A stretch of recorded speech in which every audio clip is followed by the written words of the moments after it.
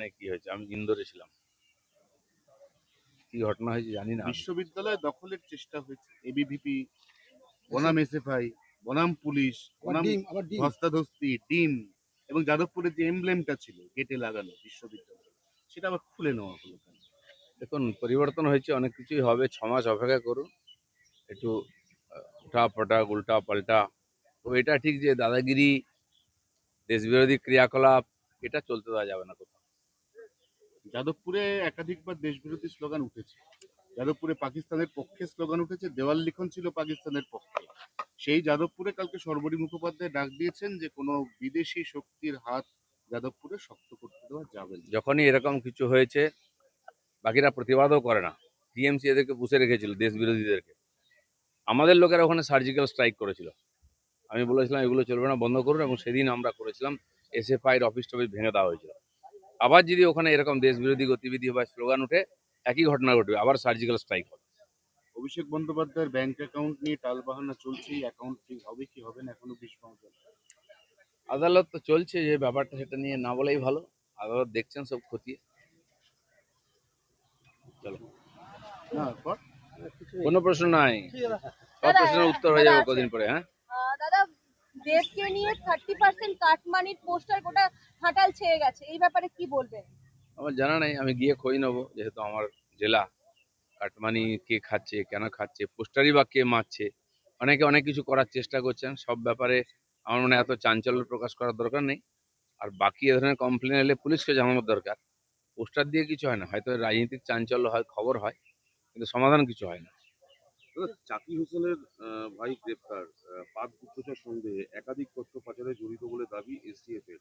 কয়লা বালির পাথরের পরে এবার দেশের দেখুন, এই গোপন তথ্য। ধরনের দেশ বিরোধী গতিবিধির যে ক্রিয়াকলাপ পশ্চিমবাংলায় কেন্দ্র করে বহু বছর চলেছে, এখনো চলছে, আমরা সেটাকে সমাধানের চেষ্টা করছি। অন্যান্য রাজ্যে শেষের দিকে চলে এসছে, কিন্তু এই যে বিরোধীরা যে ধরনের আন্দোলন করে, এদের মনোবল বাড়াবার চেষ্টা করছে। কিন্তু আমাদের সরকার, রাজ্য সরকার, কেন্দ্র সরকার দুটোই এই এই ধরনের বিদেশি এজেন্টদের এখানে যে বাড়বাড়ান্ত, এটা কিছুতেই সহ্য করবে না। দাদা, অমিত শাহ এসেছেন আজকে। তিনি বৈঠক করবেন সীমান্ত নিয়ে।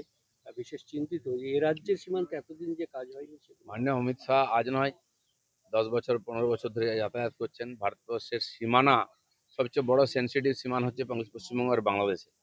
সে সীমানা কি করে আটকানো যায়, তার জন্য আগের সরকারকে বারবার বলেছেন। টিএমসি সরকার জমি দেয়নি। ক্ষমতায় আসার সঙ্গে সঙ্গে 45 দিনের মধ্যে আমরা জমি দিয়েছি, এবং এখনো সেই প্রসেস চালু হয়ে গেছে। 252 কিলোমিটার বেড়া দেওয়া হয়ে গেছে, প্রায় জমি পেয়ে গেছে, কাজ শুরু হয়ে গেছে। এখনো 50 কিলোমিটার খোলা জায়গা আছে, যেটা আমরা জমির খুঁজছি, প্রসেস করছি। এছাড়া কিছু জলা বা নদী আছে, সেটা বাদ দিয়ে প্রায় পুরোটাই পশ্চিমবঙ্গ বাংলাদেশ বর্ডার সিল হয়ে যাচ্ছে। তো মাননীয় অমিত শাহ খুব সিরিয়াসলি বিষয়টাকে নিয়েছেন, এবং প্রতি মাসেই প্রায় এখন আসেন। এখানকার আইন শৃঙ্খলা থেকে আরম্ভ করে সীমান্ত গতিবিধির ব্যাপারটা ওনার নজরে আছে। বাজারে সমস্ত জিনিসপত্রের দাম অগ্নিমূল্য, চাল ডাল তেল চিনি সমস্ত চিনি কিছু দাম বাড়ছে। চিনি এই যে চিনি গুড়ের দাম 1,20,000 বৃদ্ধি, এটা কি পেট্রোলের জন্য বলে মনে হয়? এটা চিন্তার বিষয় আছে, আমি জানি না কেন হচ্ছে, তবে এর আগেও টাস্ক ফোর্স গেছে, দিয়ে বাজারেতে এদের খোঁজ খবর নিয়েছে। আসল জিনিস যেটা সবজি ইত্যাদির দাম বাড়ে, সবজির দাম খুব বেশি বাড়তে দেওয়া হয়নি, যেটা ছিল মোটামুটি কাছাকাছি আছে। কিন্তু এই ধরনের কিছু বিশেষ বিশেষ ব্যাপার, যেমন পেঁয়াজের দাম হুট করে বেড়ে যায়, চিনির দাম, এগুলো সিন্ডিকেট চলে। এটা খোলা মার্কেটে সবাই ব্যবহার করতে পারে না, কিছু লোকের হাতে থাকে।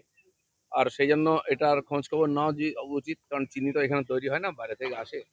এর পেছনে কারণ কি, অনেক ধরনের চক্রান্ত চলছে। আর তার মধ্যে না পড়ে কেন্দ্র সরকার বিশেষ করে ব্যাপারটা দেখবে, আমাদের তরফ থেকে আমরা নজর রেখেছি। অনেকে বলছে যে আখে যেহেতু ইথানল থাকে, ইথানলটা পেট্রোলে মিশছে, আখের স্টক আর প্রায় নেই বললেই চলে এবং তার প্রভাবটা চিনির দামে পড়ছে। না, আখের যদি বিক্রি হয়, আমরা জানি এর আগে আমাদের আখ চাষিরা আখ কাটতো না, দাম পেত না, যেমন এখানে আলু ধানে ইত্যাদি হতো, সবজিতে ঠিক। তারপরে সেই আখ নিয়ে গিয়ে নিয়ে যেত, লাইন করে দাঁড়িয়ে থাকতো, বিক্রি নিত না মিল। হওয়ার পরেও লক্ষ লক্ষ লিটার আখের রস ফেলে দিতে হয়েছে, তখন মার্কেটের অবস্থা এমন ছিল। আজ আখ বিক্রি হচ্ছে, আখ চাষিরা পয়সা পাচ্ছেন, কিন্তু তার জন্য লিমিটেশন আছে। আলাদা করে ইথানলের প্ল্যান্ট তৈরি হচ্ছে বিহার ইউপিতে, তার জন্য চাষ হচ্ছে আলাদা। আমার মনে হয় না এখান থেকে ক্রাইসিস হবে, এত বাড়ার কোনো কারণ নেই। পাট কোনোদিন সহায়ক মূল্য পেত না, এবারে কেন্দ্র সহায়ক মূল্য দিচ্ছে 600 টাকার নিচে কুইন্টাল, বিক্রি হচ্ছে 800 টাকা।